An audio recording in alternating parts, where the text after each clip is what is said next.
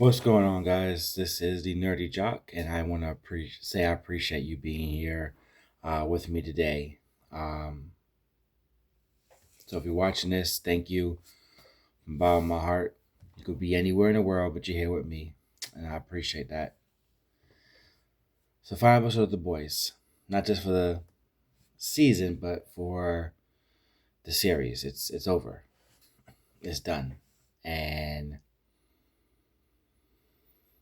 bittersweet moment. The Boys has garnered strong opinions in either direction. Some people love the show. Some people hate it. Some people would sit there and say the show is a masterpiece. Some people would sit there and say it's dog shit. Opinions go in both directions. Personally, I think the show was quite good overall. The series. I think that what they were able to do,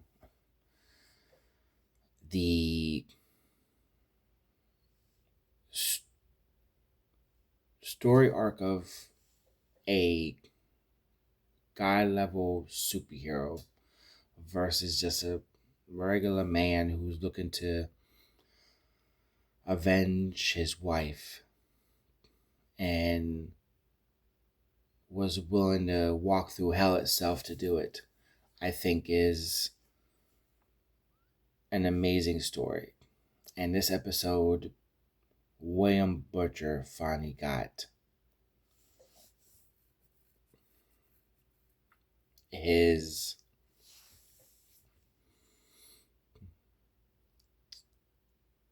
dream finally came true. He finally killed Homelander. And I think seeing that was satisfying. To see Butcher finally get his revenge after all these years was something amazing. But will make you laugh, will make you cry.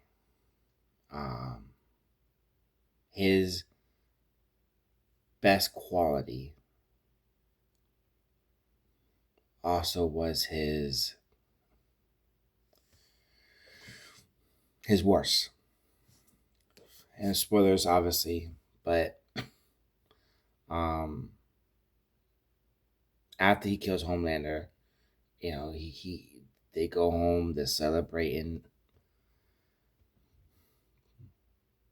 Orion tells Butcher he really didn't want anything to do with him. And unfortunately, Butcher goes to Tara and realizes Tara is dead. Which I had heard a rumor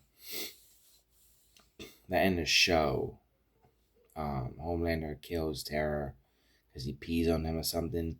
That doesn't happen. Tara kind of goes quietly into sleep. I'm assuming, but Scene really has nothing left. Homeland is dead. Ryan rejects him, and Tara is gone. Butcher goes to Vault to release the virus, which when Huey asks him, how you gonna, where's the virus? He says, hey, it's in the sprinkler system. He's like, I press this trigger, and it just all comes down, kills every soup in the building, and just cascades out to the world after that. Huey and Butcher get in this huge fist fight. Butcher gets the best of him. But right before about to pull that trigger to release a virus, he looks at Huey and he sees his younger brother. And he hesitates. That gives Huey the ability to shoot him. And Butcher dies. Which is a fitting end. I don't think there could have been really any other ending than Butcher dying. Because after everything, I think that was what needed to happen.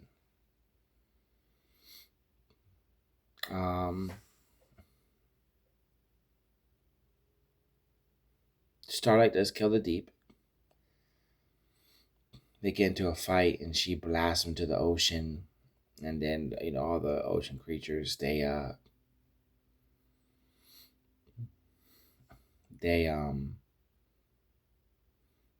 basically take him out from there. So that's how the Deep is taken out.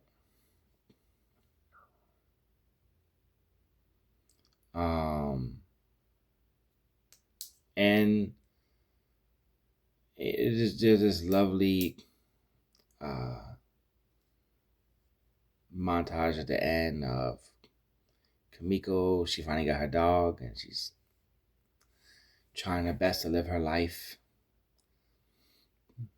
Huey and Starlight are expecting a child, and Mother Milk gets married, and so it's very touching. It's very nice. It's I think it ended well. I think, love it or hate it, whether you think this show is a masterpiece, whether you think the show is overrated, whatever the case may be, society will remember this show as one of the best, or one of the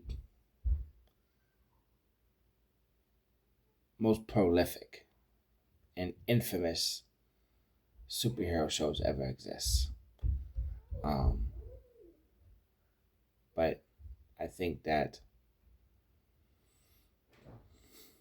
will be its legacy, is the mark is made on not only superhero shows, but just shows in general. So it's bittersweet, but I think it ended well. I disagree with all the criticism that this show has gotten, throughout the season. I think this season has been amazing. And so I think that, looking back on how the season has progressed, I have to disagree with all the negative thoughts thrown this way. I think the season has been awesome, and I think it was the perfect ending to wrap everything up. And I think that ultimately, when we look back on the show, Homelander is such a great villain. Homelander is such a compelling, terrifying villain, and what makes him even more interesting is he always kind of held himself back. I think what this season did was it stripped Homelander of not caring anymore. He always somewhat controlled himself because he cared about what others thought about him. He cared about what others would say about him, and that's what kind of always kept him from going too far at the deep end. So I think this season, you saw him no longer care. But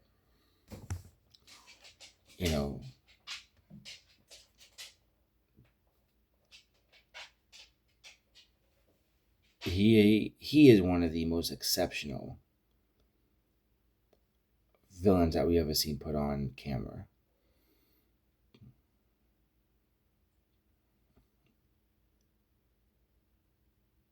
from his ability to smile and win the room over and make everyone think he's just this altruistic, just good-hearted superhero trying to do the right thing, when really he's one of the most vicious and just insidious human beings alive.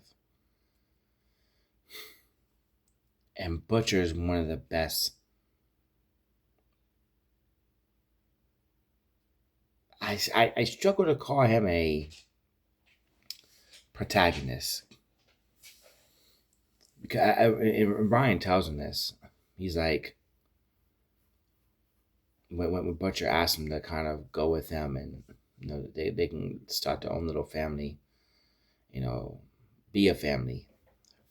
And Brian's like, listen, I know what my dad was, but he's like, you're not a good person either. And I think that encapsulates Homelander versus Butcher. Homelander was an evil, villainous, just horrific person. But Butcher kind of was too. Even in they have a funeral for Butcher, and Huey's kind of giving this little eulogy on his friend, and he says, I bet he's in hell right now, flashing that smile of his, beating the shit out of the devil. But you know what? That really is accurate on Butcher. He was a very bad person. But he had a heart. It was broken and it was incomplete, but he had a heart. I think that's what made Butcher such a compelling character. Is like I said previously, his biggest flaw was also his, is what was his biggest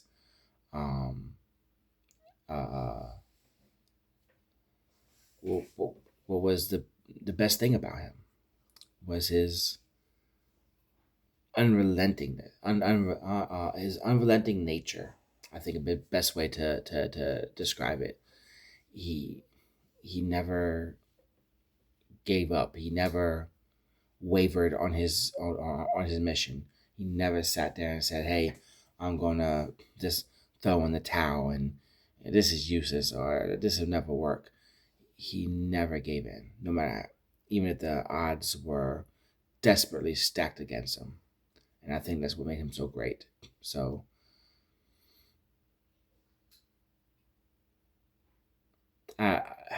I do wish we got more of the Gen V characters. I wish Maria Moreau and Jordan Lee maybe had a little bit more to do. Because even in this episode, I thought she might be instrumental in taking down Homelander. No, they just had them take those survivors from the attack over to Canada, and they drove off with them, and we didn't hear anything else about them. So, I know we're getting a kind of prequel series about Soldier Boy and the original Vault team. I hope we get some more content with the Gen V crew, because I love Gen V. I think that show was amazing. I love all the characters, Jordan Lee, Marie Moreau. So yeah, I really like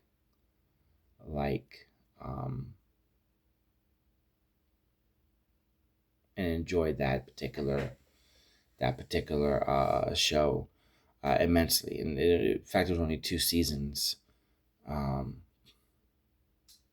I wish it was a little bit longer, but and we got what we did. I haven't seen the animated show yet. Diabolic, I think it's something like that. So I can't speak on that. But The Boys, Gen V, I'm sure the next year's spinoff of The Boys will be good as well. Like I said, say what you want about the show. It's dug itself into pop culture and become um, part of it. And I think its legacy will look back on it with a good amount of fondly. Look back on it fondly. Probably the best way to put it. So goodbye to The Boys. Well, we may see spin-offs, you might see some other characters, but you won't ever get this incarnation of it again. So it was a wild, sometimes frustrating, sometimes hilarious, sometimes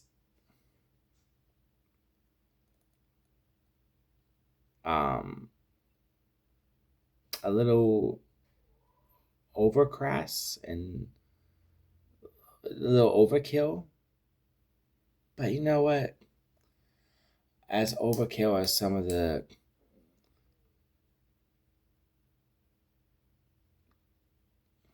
crassness could have been, they always stay true to themselves. They didn't just do it sparingly, they went all out. It's like if you have a friend that always says shit that is super inappropriate, right? They just say the most wildest, out of pocket, politically incorrect stuff. But they say it consistently to the point to where you may not like it, but you respect it. You're like, oh, well, that's just Bobby. Yeah, that's who he is. Right? You just kind of accept him for what he does, who he is, and for the fact that he's willing to say what's on his mind. And I think if nothing else, The Boys always stay true to itself. It never was. It never yielded to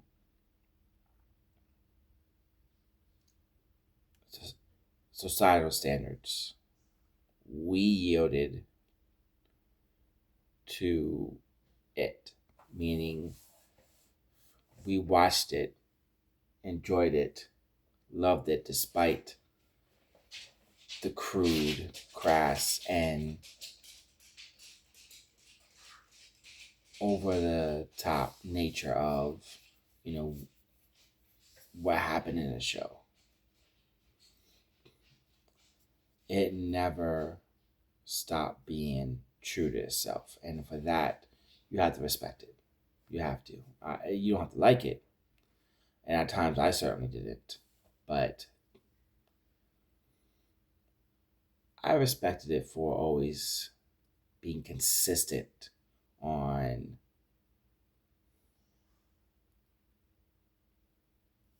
its, at its core, who it was. And if you know anything about Garth Ennis, if you read any of his other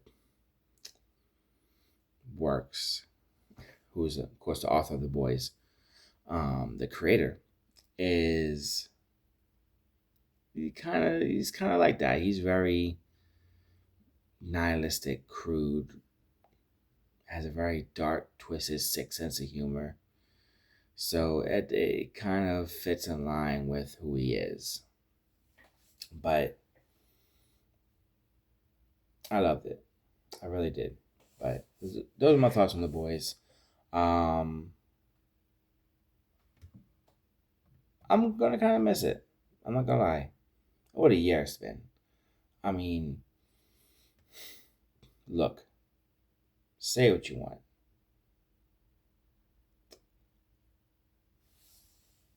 At one point in time, in a singular week, we had The Boys, Invincible, Daredevil Born Again, and Maul Shadow Lord all at once.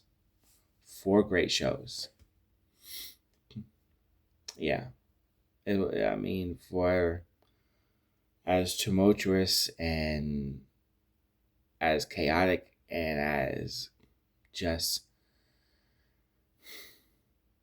frustrating as this last couple years have been, it was nice just for a moment to be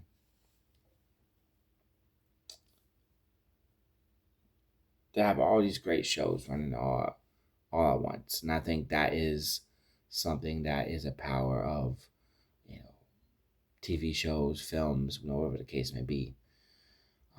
It can be a great ability to just escape and get away from what's going on in the world. And for a short period of time, we had 4 legitimately great shows on and all at once. And I'm not sure if we'll ever see that happen again, where 4 shows of that quality just so happen to, however temporarily, cross. And